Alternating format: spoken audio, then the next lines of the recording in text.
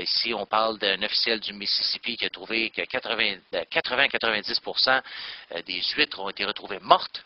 Alors, on dit ici qu'il n'y a aucune évidence que le pétrole aurait contribué à la mort de ces huîtres-là. Non, évidemment, c'est pas BP qui est responsable. D'autres baleines ici dans une nouvelle qui se sont retrouvées échouées sur les côtes de la Floride.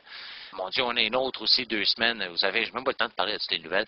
Il y a 2 ou 3 semaines, on a une autre plateforme qui a explosé dans le golfe du Mexique, pas loin du site où le Deepwater Horizon a explosé. Alors, vous voyez, ça aussi, là, on a de plus en plus de pollution. Alors, c'est loin de s'arrêter. Suite à l'explosion de cette plateforme-là, on a retrouvé des fuites qui mesuraient plusieurs kilomètres de long. Cette plateforme-là qui produisait 1400 barils de pétrole par jour. Alors, c'est pas des bonnes nouvelles, vous avez un autre pétrolier, un de ces gros bateaux là, qui transporte le pétrole qui s'est échoué dans le passage du Nord. Alors ça se trouve à être dans le Nord canadien.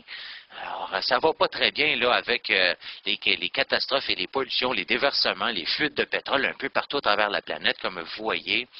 Vous avez aussi des résidents qui ont été avertis par les autorités fédérales au Wyoming, aux États-Unis, qu'ils ne devaient pas boire l'eau publique, alors l'eau qui se retrouve dans les robinets. Puis on parle des gens qui habitent proche d'un site de forage de pétrole. En fait, ici, c'est de gaz naturel.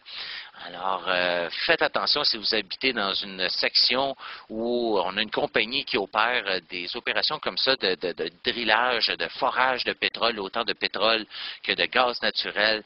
Alors, on retrouve du benzène, des métaux lourds, du naphtalène, des phénols, du méthane dans les puits, les nappes phréatiques environnantes, et puis ça se retrouve même dans les sources qui se retrouvent dans les robinets des gens.